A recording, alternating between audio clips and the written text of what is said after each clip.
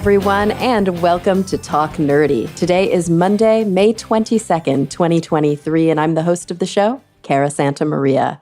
And before we dive into this week's episode, as always, I want to thank those of you who make Talk Nerdy possible.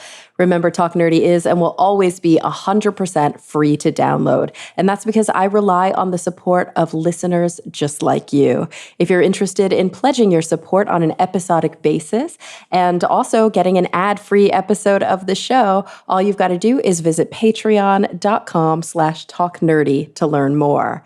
This week's top patrons include Daniel Lang, David J.E. Smith, Mary Neva, Brian Holden, David Compton, Gabrielle F. Jaramillo, Joe Wilkinson, Pasquale Gelati, Ulrika Hagman, and so many more. Thank you all so much from the bottom of my heart.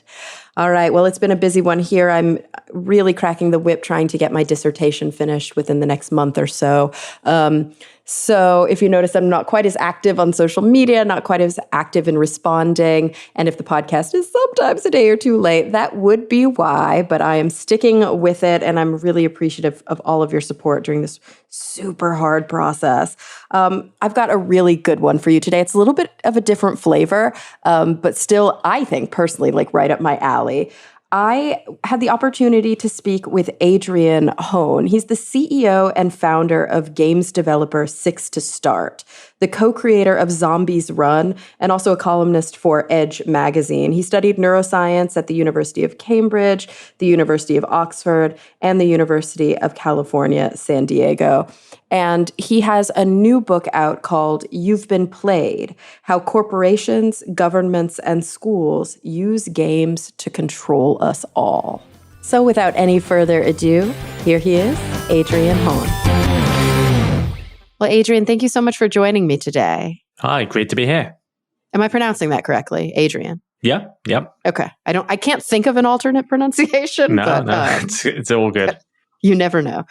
So I'm really excited to talk to you about your book and just to talk to you about the concepts and the messages contained within. I think that this conversation, although contextually fits within the vibe of the show quite well, I don't think it's a topic that we have directly approached before. So let's start there. You've Been Played: How Corporations, Governments, and Schools Use Games to Control Us All. You know a lot about gaming.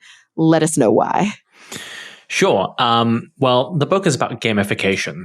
And, that's the idea of using concepts and principles from game design, and video games for non-gaming purposes. So a lot of the time, that's probably harmless. It's for trying to make learning a new language more interesting, or practicing, a musical instrument, or just trying to make education more interesting.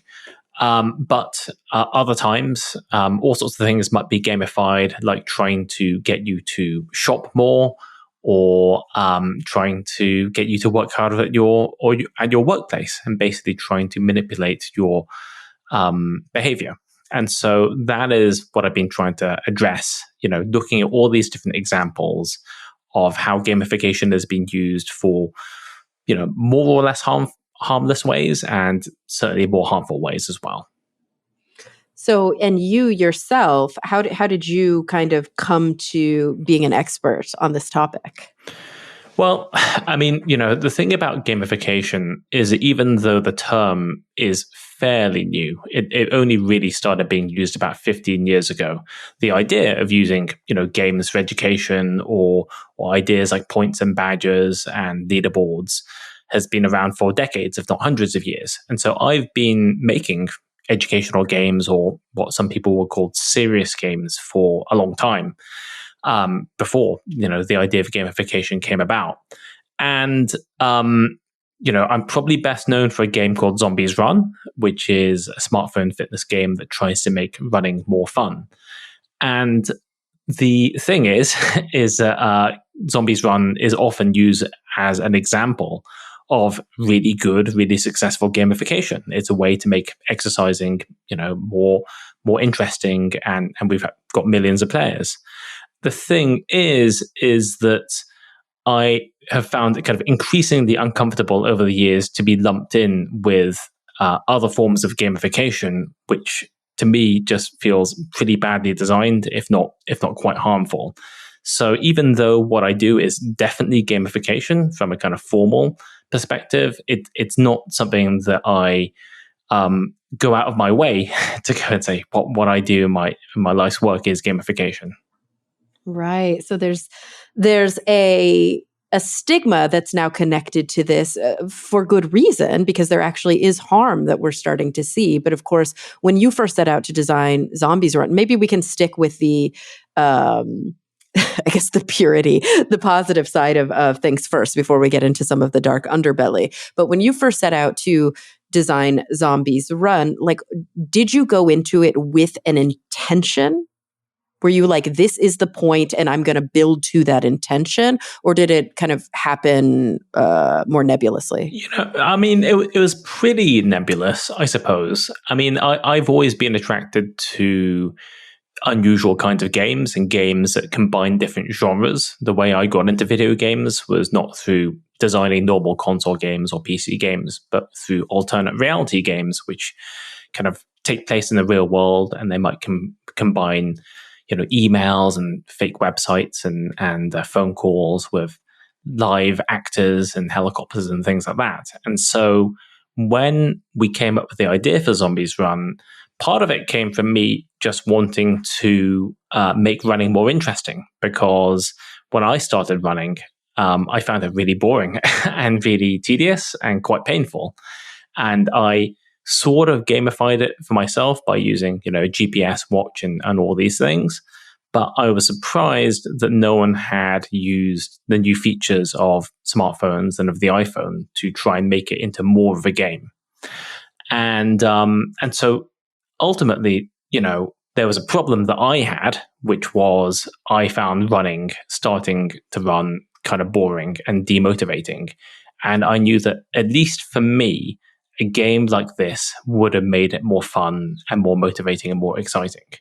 And so it wasn't really out of this kind of belief that games can make everything better. It was more that, I think I have an idea for a game that could make this particular thing better.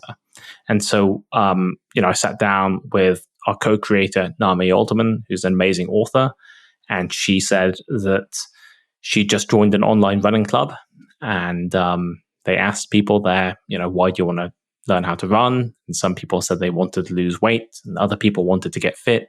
And one woman said that she wanted to survive the zombie apocalypse. And that is kind of how the zombie aspect of it came in, because it just worked really well from a storytelling and gaming point of view.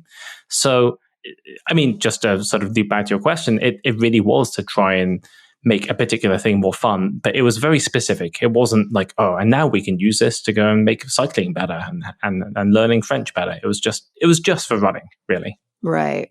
And I have to say, from my end, part of the reason that I was excited to have you on the show is because when I was looking at your bio, and obviously the topic is, I think, such an important one, but when I was looking at your bio, I was like, no way, that was him, because I love that game. Embarrassing to say, I don't run much anymore because my knees get angry by it. But when I was running quite a lot, that really did keep me going. Such a smart idea to make your run part of. It's almost like I think of, like Bradbury's The Veldt, or like these ideas of the metaverse, or these different things that we think of as VR, but it's audio. It's like audio VR. You're entering into, or maybe more like audio AR. You're entering into this other world, right? And you're engaging. You're this person who needs to get from this village and find these supplies, and you don't want the zombie. You have to outrun the zombies. Yes. Well, you have to outrun the zombies, and we played very closely to what we were able to do with the hardware and with the technology and with our own resources at the time, which is to say, there had actually been other running games, even for the iPhone, certainly for Android, before Zombies Run. And most of them involved making you look at the screen, look at a map, and show you where to run, a bit like Pokemon Go. Right, which is hard to do while you're actually running. Well, exactly. It's kind of unsafe and really not very satisfying to kind of stop it all the time. And so, from a game design perspective, they just weren't very, very good for running. And so I think that we were able to use audio in a way. I mean, we all know if you listen to podcasts, you listen to audiobooks, it can be really intimate. It can feel really directly emotional. Certainly when you're running, you feel that. And so I think we're able to put people into a really immersive environment where in some ways we're just distracting people, from the sort of pain and tedium of running, particularly for beginners.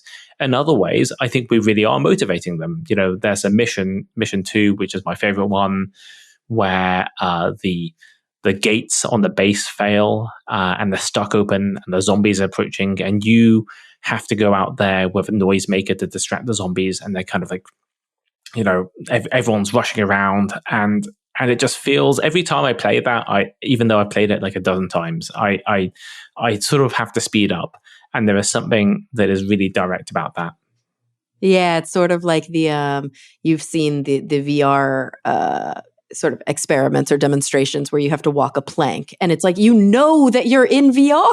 Yes. The ground is under you, but it's still you have like a nervous system reaction. It's the same thing when you hear the zombies getting closer. You have to run faster. Exactly. It's so brilliant.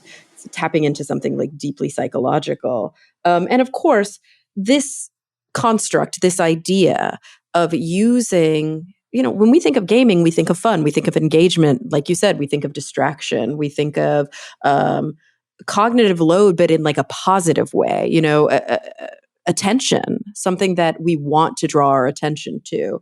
Utilizing gaming to improve things that we already value, I guess, societally, like education, like exercise. Well, I think that the best forms, or at least the forms of gamification that are hardest to criticize, are ones that the person, the user, the player, has picked for themselves, rather than someone saying, "Well, I think you should do this." This is something where the person says, "I want to do this," and this is, I'm going to be really specific here.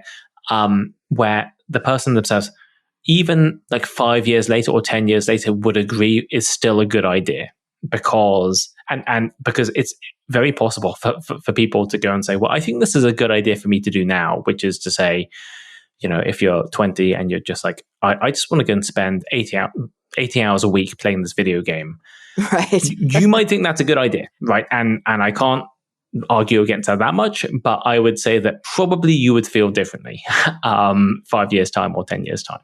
And so there is this kind of like, that's my get out for saying, well, I just think that we know what people should be doing best. And so all of that is to say, I think that if someone wants to go and use gamification to make it more interesting to learn Japanese, or to make cycling more fun, or to learn about physics in a video game, I'd say that sounds amazing, actually. And I hope the game is good, but even if the game is bad, that's kind of okay, right? Because no one is being fooled here, and people are going into it with their eyes open. I would say it gets worse when the game is bad. I think that's a shame, because people are wasting their money and their time.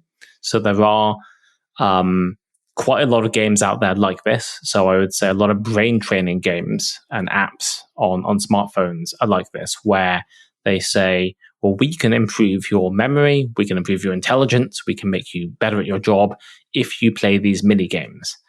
And unsurprisingly, a lot of people think that's a good thing to do. I would do it if it actually worked. I mean, the problem is that these apps do not work, and they're certainly not as useful as perhaps just going out for a walk, or doing some crosswords, or learning how to dance. And so that is bad. I mean, that's just false advertising fundamentally, but it's using gamification as a cloak. And so those are the kind of like either perfectly fine or just somewhat objectionable things. But then there are more worrying forms of gamification, which I would call coercive gamification, which I spend a fair bit of time on. Right. So maybe we dive into that now, because I think that there's probably gamification happening to us, and I think that really is the big distinction that we maybe don't even recognize as such, because the UI or because the experience feels so natural, so fluid. It's just become part of our lives. So I would love to enter into this conversation about the harm, like as you mentioned, the corporations, the governments, like the controlling components that you talk about. Well, so I mean, a good example of this would be loyalty programs of all kinds. So you have frequent flyer programs, you have loyalty programs for places like Starbucks, and it's always interesting talking about these, because when I talk about them, people say, "Yeah, but I love getting a free flight and I love getting free coffee," and it's like, well, obviously it's not really free because someone's paying for it, but also you see people seeing, oh, well, I just need 50 more stars to go and get an extra thing, or today is double XP day or double points day, and they go and buy an extra coffee that maybe they didn't actually really want or need, but this is something where they think, well, I actually really value these points. Right. At the very least, they wouldn't have done it otherwise, probably. They wouldn't have done it otherwise. And maybe they didn't feel so terrible about it, but obviously their behavior is being changed. I think everyone would have probably agreed that they would behave differently if the loyalty program didn't exist. And you have that in a really troubling way, I think, for frequent flyer programs, where people will do things like mileage runs where, just to sort of get to the next tier to upgrade, they will just fly kind of pointlessly, really. Oh gosh, that's so detrimental. That's all. I thought you were going to mention, how sometimes when you go to buy your flight, they're like, you can double your miles for an extra $200. And you're like, what? Well, I'm not going to pay for that. But that's like not even as bad as flying for no reason and putting all of that carbon into the air. Like, wow. Exactly. I mean, that's another thing. I mean, that's a good point where these points and these different sort of currencies really obfuscate value, right? It just makes it harder for people to understand what they're getting out of it. And that's why, incidentally, why a lot of, free-to-play games and really kind of compulsive, addictive games on mobile have like 5 different currencies, and you're just like, wait a second, how much are these tickets worth? And it makes it harder to really understand what's going on and to sort of convert that to money. In a way, I think, sorry to interject, but in a way, I think it's why I have, you look at like credit card culture, right? To live in modern America, but to live in the globe, to live anywhere in the world right now and engage, right, in this kind of like capitalist stranglehold we have, we need credit. And a lot of people utilize credit, responsibly, and a lot of people utilize credit irresponsibly. Whether that's a whole other conversation, but whatever. There's a lot of predatory practices that make it very easy to be irresponsible with credit. Anyway, well, I So I was going to say, I think the points do play into that, where that is something. 100%. Yeah, and so like my credit cards that I use, which you have to use credit cards anyway, are all cashback cards. And when I talk to my friends and they're like, why don't you have an airline card? And I'm like, because I know exactly that I'm going to get 1.5% cash back on everything I use. I have to use the credit card anyway. It's how I live my life. If I got nothing back, and I'm sure it influences me. I'm sure I'm just as much a sucker, but there's something for me about the fact that I know exactly it's dollars as opposed to some sort of point that I have to convert, which simplifies it for me and makes me feel like less of a sucker. Is that valid? Is what I'm asking you. No, I think it's. I mean, that's what I do. I think it's totally valid, and I think it makes things much more transparent. I mean, that's what it is ultimately, and you do see people on frequent flyer websites who'll be like, well, actually, if you get this Amex, Delta airline thing, and you use it for 2 months, and people treat these things like games, and there are ways to play them well, and in fact, in frequent flyer programs, people will often call their spouse or their partner player too, because they can like unlock more benefits. But it's like a casino, right? Like the reason that a handful of people can do well is because so many other people Yes. are doing so poorly. Otherwise, that wouldn't be the system, because the corporation wouldn't be making money. That is exactly right. And it allows people who have the time and the sort of capacity to juggle, 5 different credit cards and to spend lots of time on forums learning about the latest deals. Those people get rewarded for, that effort, and everyone else who doesn't have the time, is essentially paying for that. And so I think that is so. It's really important to say that a lot of cases where our lives are being gamified, it is possible for people, if they're dedicated enough, to play that game in a way that will work for them. But like you say, it is impossible for that to work in a way that benefits everyone. Like that's just not how it works.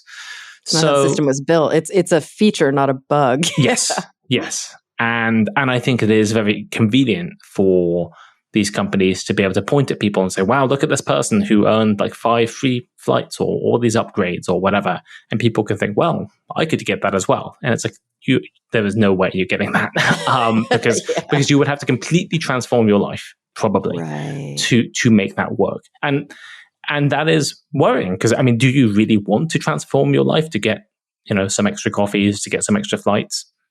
And that is probably not what most people would, if they were asked to kind of in a neutral way without advertising, what they would say they value. So I think there's a lot of this going on. And in some places we can avoid it. We can just say, well, I'm just going to get the cashback credit card. In other places, it's basically impossible to avoid. So, in the UK, we've been following the US. We have much more, we have more people joining private healthcare insurance because the NHS is being underfunded. And a lot of these insurers use point systems and use gamification to encourage you to do certain things. And again, sometimes that is they'll reward you. They'll give you extra points if you go running more, as measured by your Apple Watch. If you go to the gym more, as measured by you checking in.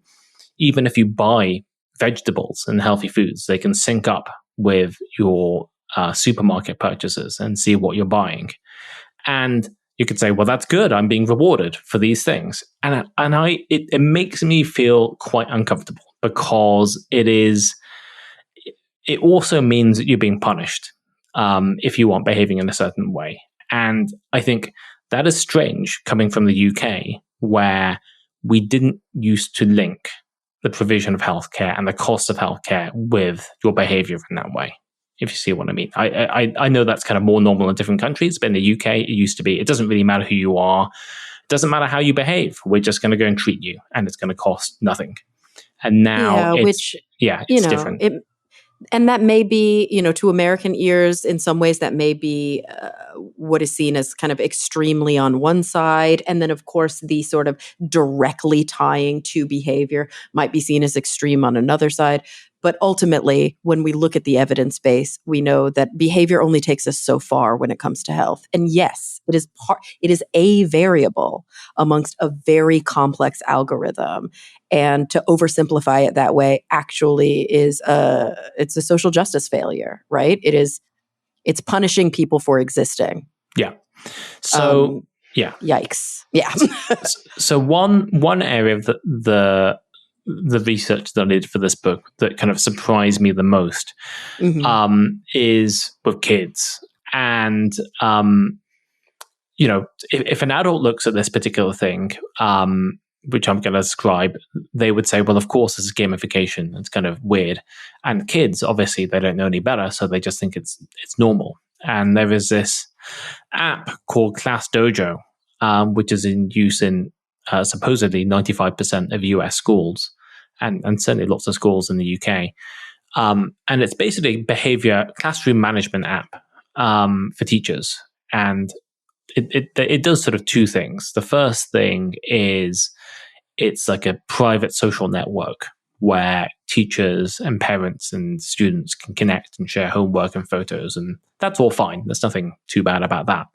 But the weirder thing about it, what I learned, was it's a way of basically trying to manage classrooms. So the teacher installs the Class Dojo app on their phone, and they set up a grid showing all the different students, and they can set up point systems so that if Mary is behaving well, then plus 10 points, and if Peter is behaving badly or sleeping or whatever, going to the toilet too much, even minus 20 points.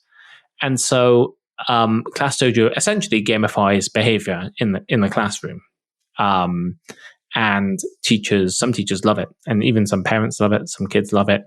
You see lots of stories of schools quite openly saying, well, here's the point setup we have, and here are the rewards that you get if you have certain points totals. Like, you get to play on video games, you get to go to lunch early, you get to get sweets, that sort of thing. You get to go to break early.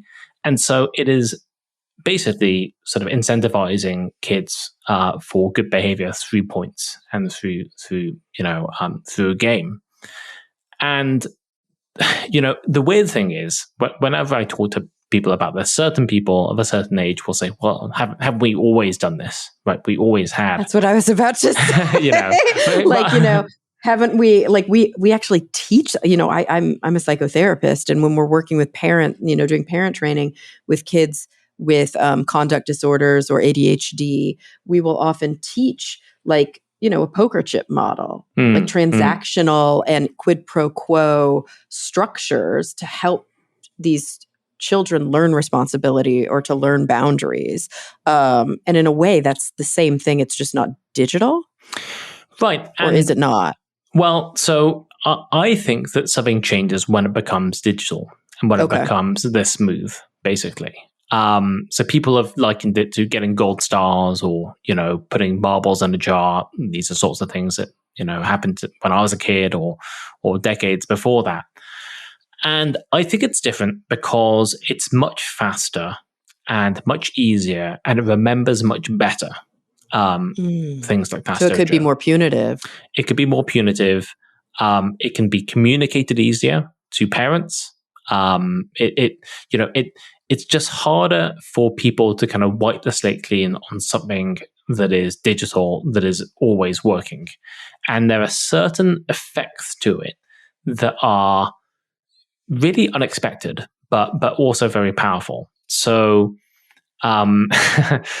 so when the teacher gives someone points or deduct points, there's a certain sound effect, that happens, as you might expect. Happy sound when you're giving out points. It's like a slot machine. Right. And the crucial thing is, it doesn't say necessarily who has received those points or been deducted those points. And so on the Class Dojo official blog, they had a post saying, this sound effect is really, really powerful. Kids really respond to this, and researchers have found this as well. And so the blog said, what you might consider doing is setting up a fake student in your classroom and occasionally deducting points from that student so as to scare effectively the other kids into submission because they're not sure. Oh, this is like some creepy mid-century psychology experiment stuff. Right. I mean, it's behaviorism. Right. Yeah, but the dark side of behavior. Yes. And so this is a thing. Of course, someone might say, well, I don't use it in that way, and I just use it to reward people, and I don't punish people, and blah, blah, blah. Absolutely true. I'm sure there are a lot of teachers out there who use it in a perfectly okay way. But I think that the tool enables people to use it in a bad way. And I would say that, I can imagine it's helpful in certain circumstances. I think that what is worrying to teachers and parents who've spoken to me about it is encouraging kids to learn and to behave for the wrong reasons, effectively. You're saying, well, the reason why you should be quiet is because you will get more points. And the reason why you shouldn't, make trouble is because you'll be deducted points, not because of more kind of intrinsic reasons. I mean, of course, I'm sure most teachers would say, well, here's the real reasons, but the things that are being reinforced are the points. That is what you're really worried about.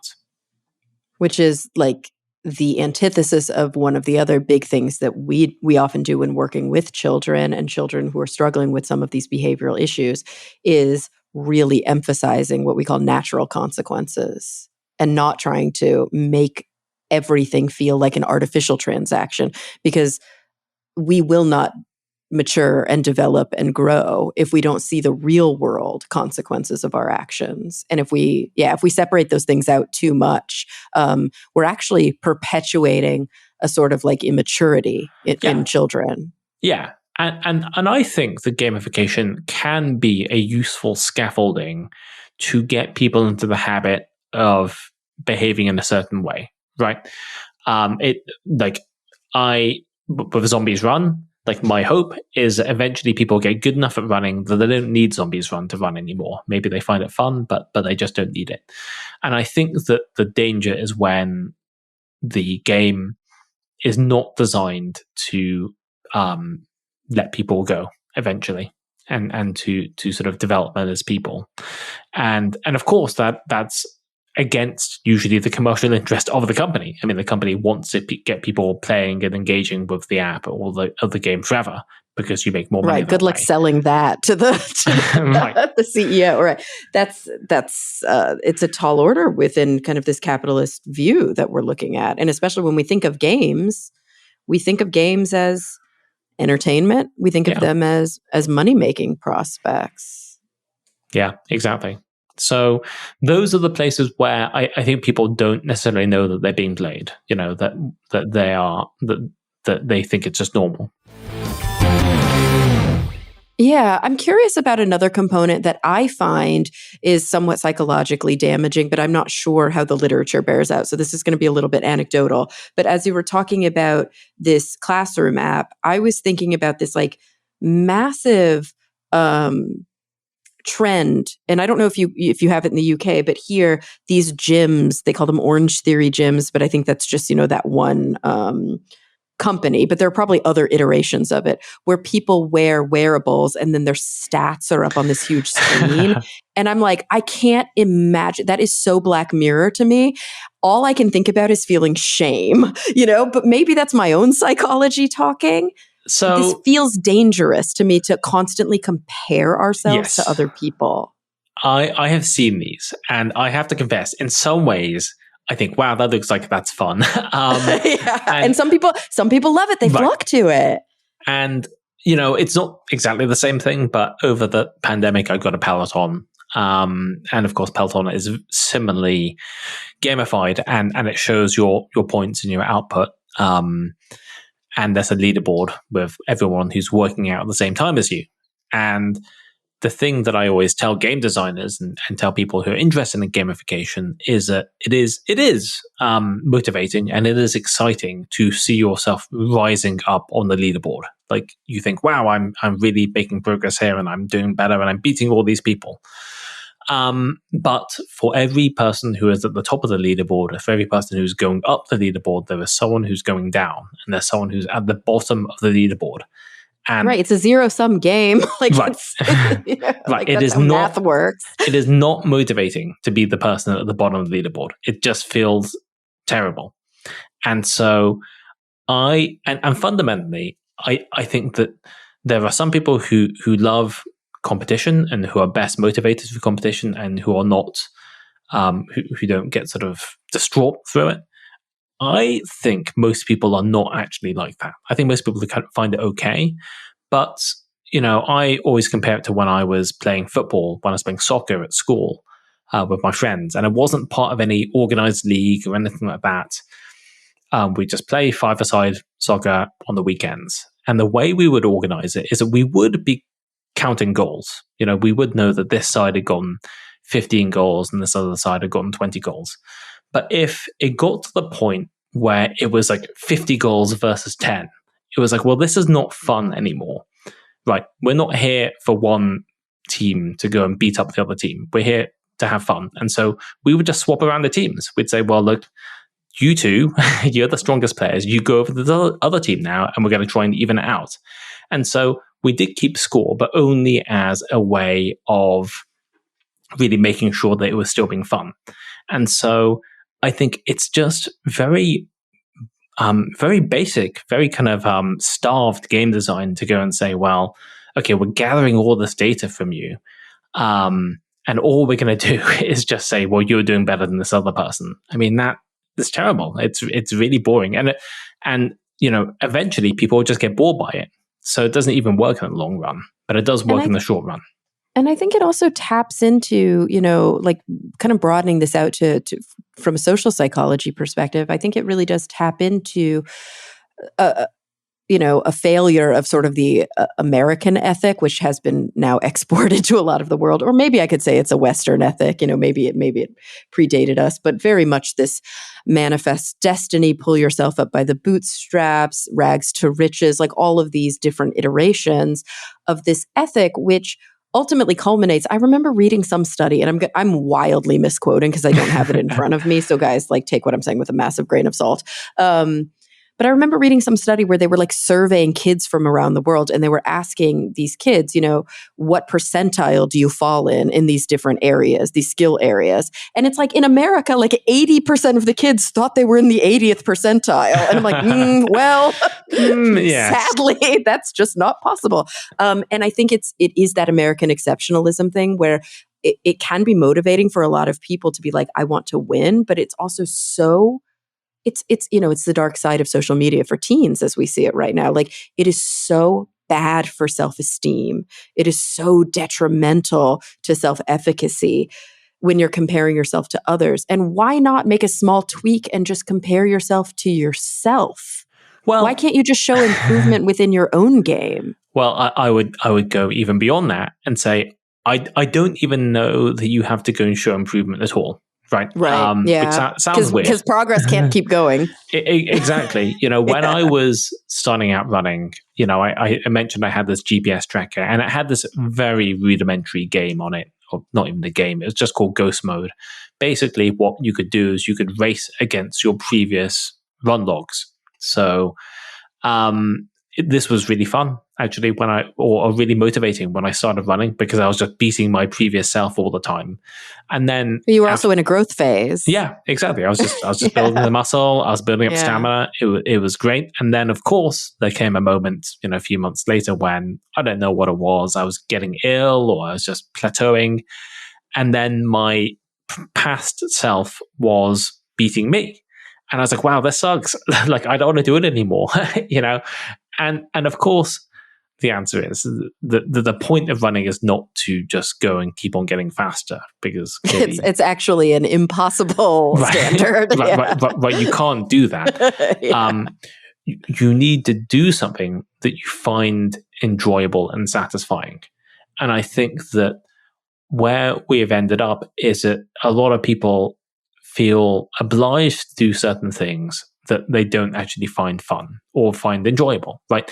I really think that there is at least one form of exercise out there, or one sport out there, that everyone would actually really like doing, even if they weren't very good at it, right? That is not the same thing. You can like doing something that you're not good at, but you're still getting something out of. And that's how I feel about rowing.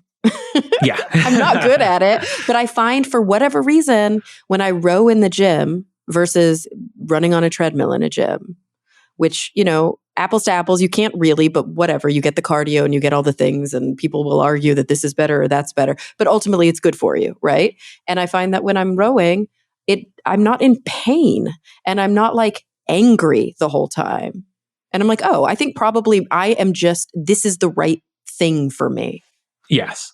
And so what I think where gamification can work best is when it helps ease people into these things, or helps make things that were not fun for people more fun.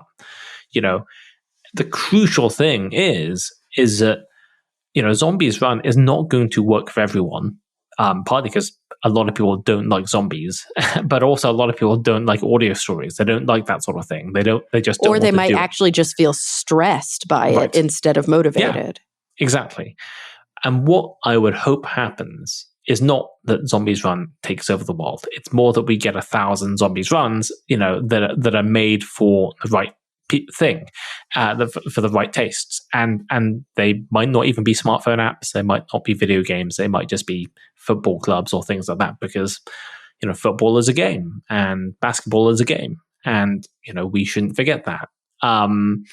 So I think that's where I end up, which is we need to figure out ways of making activities satisfying in and of themselves, outside of improvement, outside of competition, outside of points even. We can use that as a kind of scaffold to get people there. But the goal should be that people don't really need it, actually.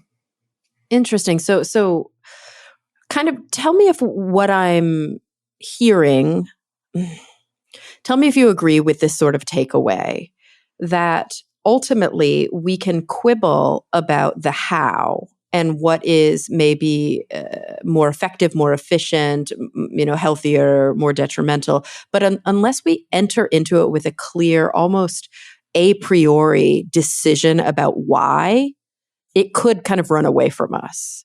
But if we always go in with an a priori decision about why, then we're always going to be thinking about getting back to that goal, maintaining the right constraints, the right guardrails, and ultimately we can be proud of a gamification utilization, yes, and not be afraid of it. I think that's really good. I think that people need to know why they're going into it, and I think designers need to know why they're designing it. So, there's in the book, I sort of praise Duolingo a fair bit, and if I were writing it now, I'd probably take that back. Actually, interesting. So Duolingo, obviously extremely popular language learning app, uses a lot of gamification. If you used it before, then you know that everything you do in it, like doing vocabulary and doing games and tests and things like that gets you points. And they, my partner's mom started using it, and she would occasionally disappear just at weird points in the evening, like during dinner or like in conversations and things, and then go off to another room, and then Duolingo sound effects would appear from that room. And eventually, we'd be like, why are you going off and just doing Duolingo now of all times? And she'd be saying, oh, this is, Duolingo XP happy hour, where for this hour, every completed test gets you double XP. And it's like, well, okay, but how does that really help you learn French, right? It doesn't. It helps them make money. It helps them make money. And crucially, I think that she probably, if she started using Duolingo and it said, by the way, we're going to do this thing where you're going to feel compelled to abandon your dinner for an hour because you want extra XP. Does that sound okay to you? You'd probably say, that sounds absolutely bonkers. I don't want that. So that is a thing where they're not really sure what they're doing. And I think the designers don't know what they're doing either, because I've looked at blog posts and social media posts by the designers of Duolingo, and all they can talk about is engagement. It's just engagement. It's just retention. It's just all these things. I'm like, you are assuming that the more time people spend with your app, it equals better learning. And I don't think that's justified. And it just feels really horrible, honestly. Like it just feels like you've lost sight of what you're trying to do here. It's like the Instagram, Facebook, Twitter model, it's just, but that the point of all of that is just to serve more ads, to get more data, to make more money, right? Like ultimately it's keep you on the system and keep you engaged so that, the actual, corporate, whatever, the money-making component of this can keep churning. Right. And I totally believe that at the start they were like, well, we are here to go and help people learn a new language. But by the end, it's like, we just need the number to go up. We need more users spending more time and making us more money from this. And it doesn't really matter ultimately whether they're learning anything. What matters is if they're spending more time with it.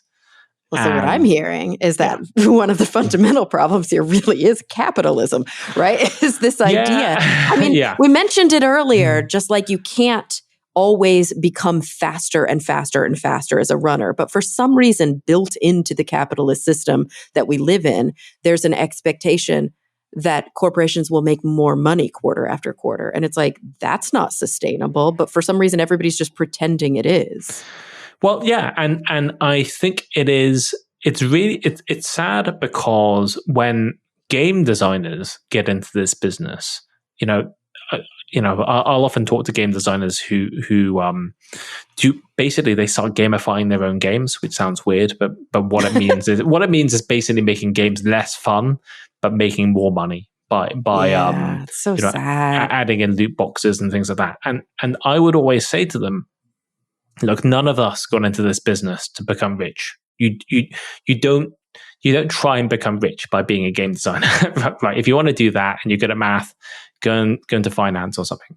But we got into game design because we want to entertain people. We want to make their lives fun. We want to do something unique and special and kind of technically impressive, or tell an amazing story. All these things, right? And you need to make money as a game designer, otherwise you can't pay the bills. But at the same time, we didn't get into it necessarily to become billionaires, but that's where we get driven to by the wider culture, even if you don't have shareholders saying that. And so I think that is what ends up happening, where people start with these really good intentions and they just start thinking, well, actually what we really need to do is just make more money.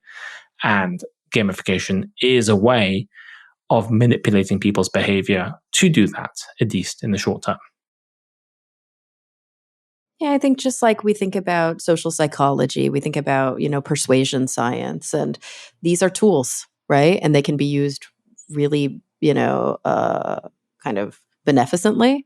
We can use them for social good, or they can really be misused for manipulation and for social control.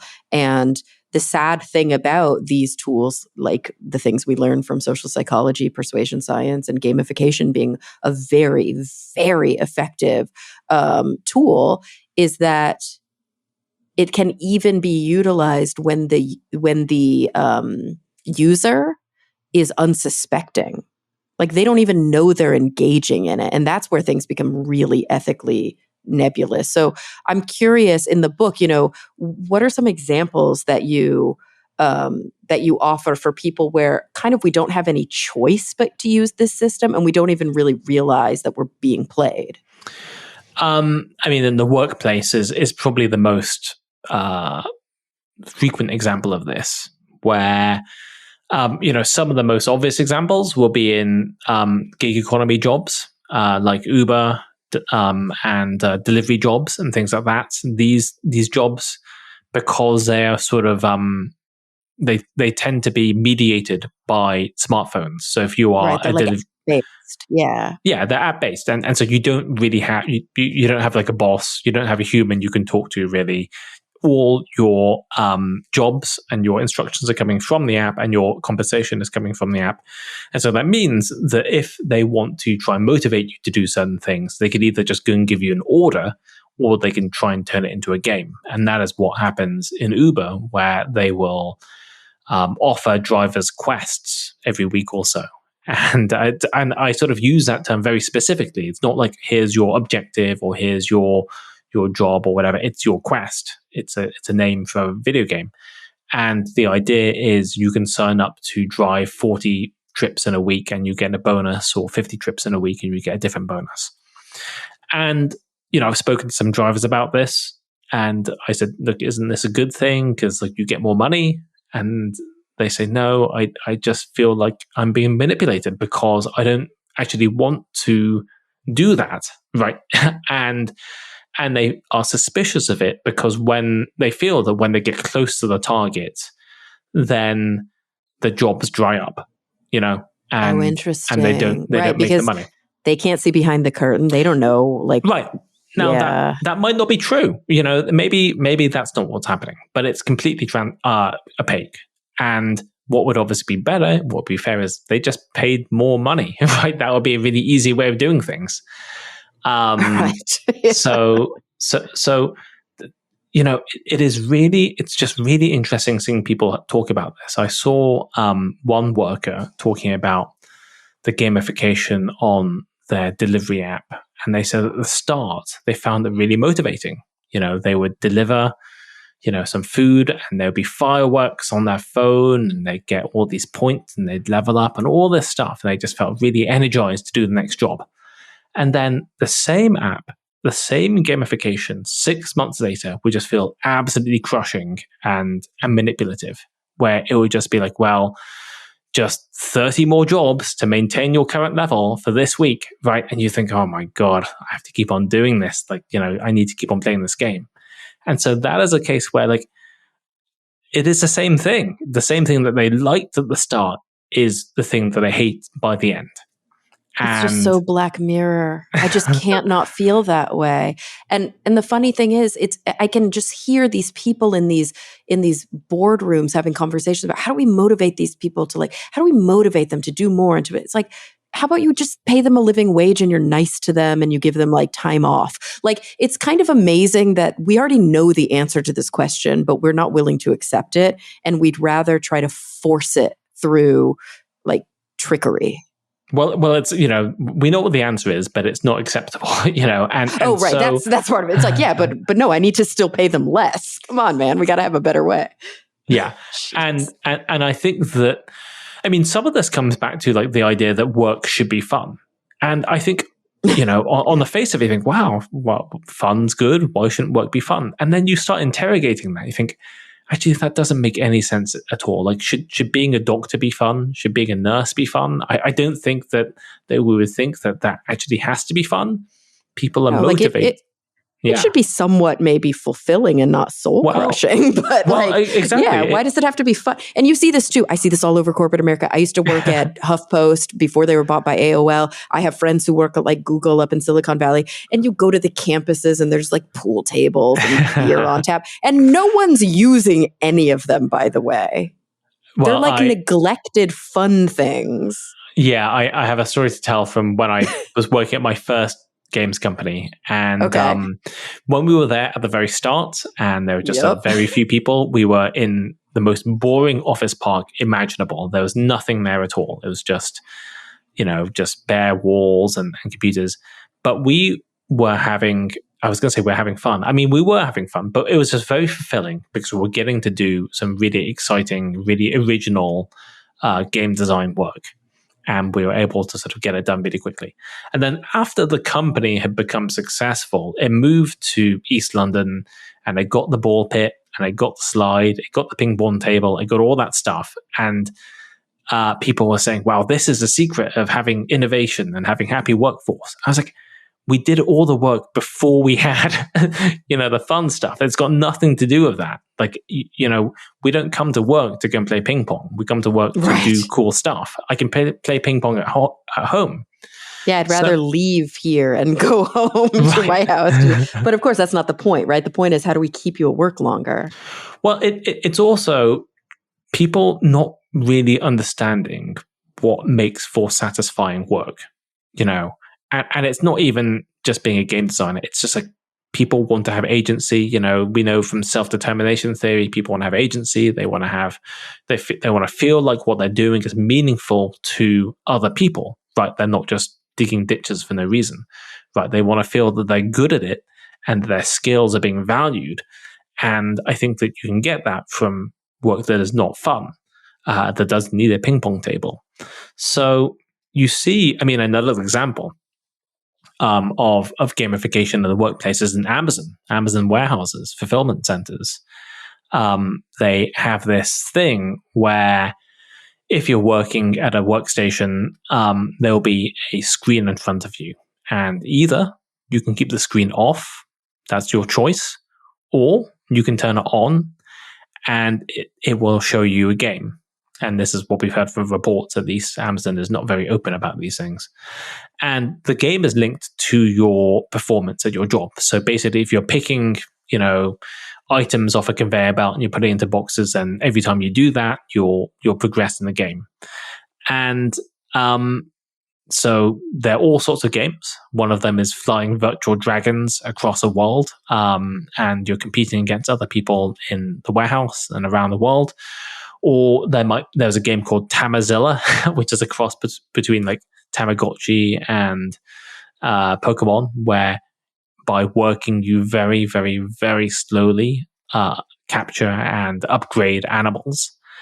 And the idea is this rewards you for working faster and for taking shorter breaks and for just being at the company longer. There's a viral TikTok video that went around showing someone who kind of had surreptitiously recorded Tamazilla, and they said, this is a feeling when you want to, you're leaving Amazon, but you don't want to leave behind all your virtual pets. Wow. That's powerful. Yeah. I mean, it's like a retention mechanism almost where they're like, well, you're not going to want to leave because you've got all your virtual Amazon pets that you've unlocked. And it's such an interesting thing because, like I say, you don't actually have to play these games. You can turn them off, but then you can't do anything. It's not like you can watch Netflix on these screens. You just have to play the game that is designed to make you work harder. So, and supposedly to make it more fun. And I just find it fascinating. This is, and Amazon knows what they're doing. They're very smart, and they're trying to gamify their workforce in this way. How is the word dystopian not anywhere in the title of your book? Because this is like the thing that just keeps coming up for me. Well, it's because I still feel hopeful. It is not surprising to me that people use game design and gamification for bad purposes. But I'm not people are like, wow, you're a Pollyanna, or you're someone who has abandoned the games industry, right? And it's like, no, I'm still working there. I still believe in what we're doing. I think we're doing good stuff. And I think that more people should make gamification, actually. But they should do it well. And that's hard. It's harder than doing it badly. And it probably makes less money than doing it badly, but it's far more satisfying, and it's a far better thing to do. So it is a pessimistic book for 70% of the book, but I hope it's also inspiring, to people who want to help people. 100%. I mean, I think that so many of the fundamental concerns in this book are not about the tool itself, but about the thing that the tool is allowing people to do, which would have existed without the tool. Of course, the tool might exacerbate or, increase the effectiveness or efficiency of these choices. But ultimately, the indictment here is not gaming or gamification. The indictment is like these societal priorities, right? And the way that we're utilizing these social psychology components to continue along that route. Yeah. And so, I'm curious, just kind of, I don't know, as we're closing things up, so I don't keep you for too long, I do close my episodes by asking my guests always the same two questions. And now at episode 400, I don't know what number I'm on, but it's been years and years and years. I still have done nothing with these closing bits. I mean, they air in the show, but I always imagine doing some sort of supercut that I've, don't have the bandwidth to do. But before we get to those closing questions, I'm curious, is there anything that we didn't, I mean, obviously there's a ton we didn't touch on, but is there anything that you would be remiss if we didn't talk about? Any big takeaways or important, messages that you hope that potential readers hear? I mean, I think that I would acknowledge that a lot of these principles are really old, right? The thing that I always get from people who think they're very smart is, well, we've had gamification for like centuries because here's X, Y, and Z example. I'm like, I'm very well aware that there are examples of gamification going back quite a long time. What is different about gamification now is partly capitalism, but mostly technology.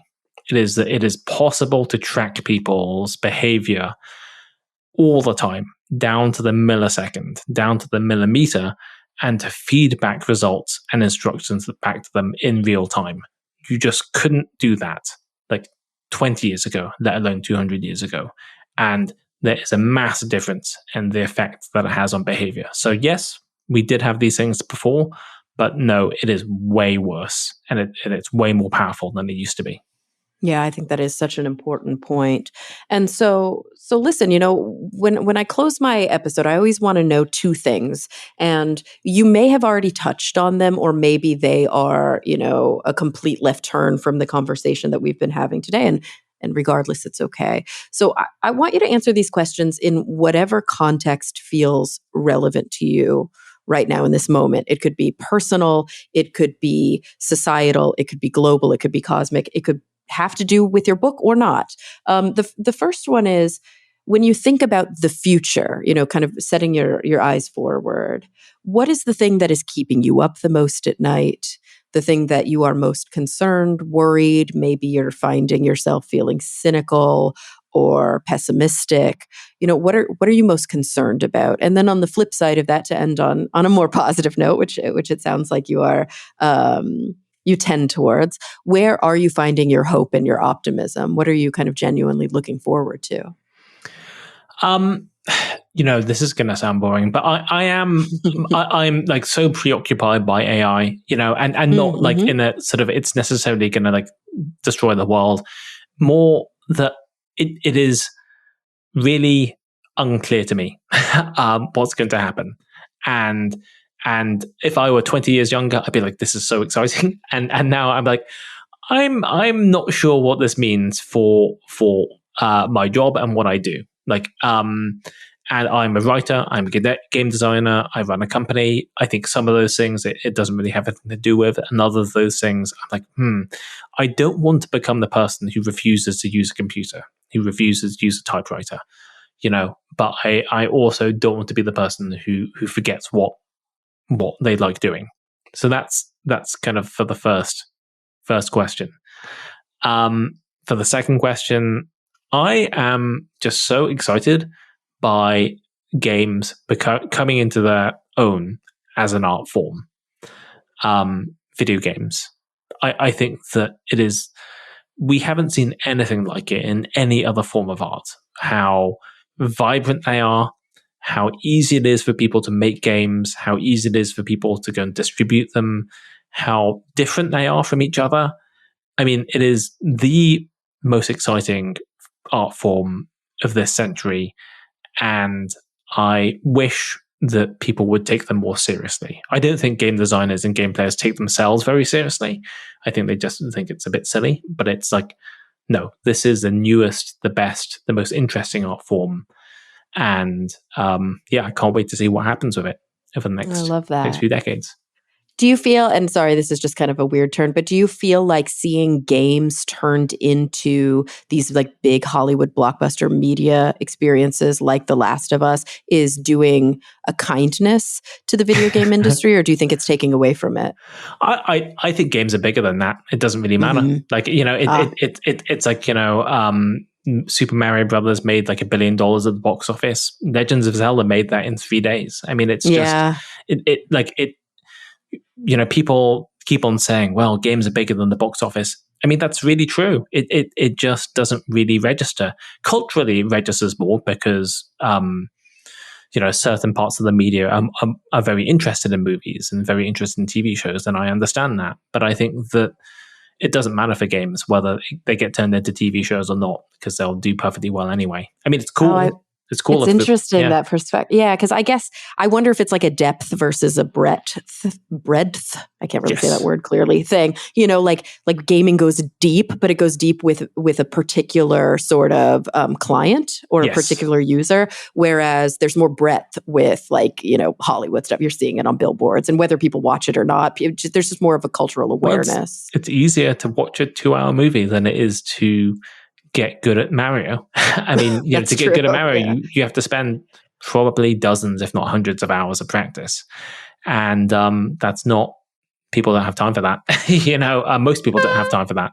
Yeah. It's the same reason people watch the movie, but they don't read the book. Yes, I know. Well, everybody, the book is You've Been Played, How Corporations, Governments, and Schools Use Games to Control Us All by Adrian Hon. Adrian, thank you so much for being here with us. Thank you. It's been a pleasure. And everyone listening, thank you for coming back week after week. I'm really looking forward to the next time we all get together to talk nerdy.